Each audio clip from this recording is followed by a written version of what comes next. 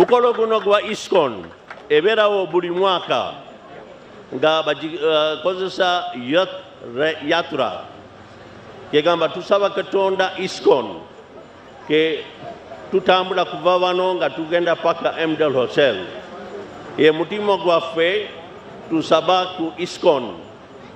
ISKCON si ya Baganda, si ya Abayindi, si ya Acholi, si ya yonna ne bonna ba Uganda buli wano mukolo guno gwaffe era tugenda kukozesa.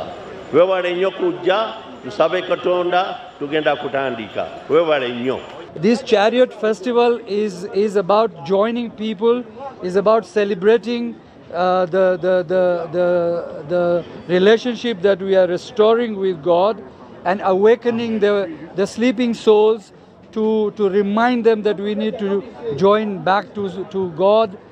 Katonda omutukuvu atenkanika atukowoola buli kiseera era amagezi gokka ge tulina okukola kumweyungako. Toyina ky'oyinza kukola ne bw'onooba ng'oyina ebyenkanawa ky'osobola kuwangula. Okuwangula kuli kumu kyokka kufuna love oba okwagala kwa Katonda kubanga bw'oyagala Katonda n'oyagala abantu olwo bowangudde. I think it is very important to inculcate better values in the society, and a movement like ISKCON has been doing this for quite a long time all over the world. I am fortunate to be part of this, and I thank the organizers for inviting me here. Thank you.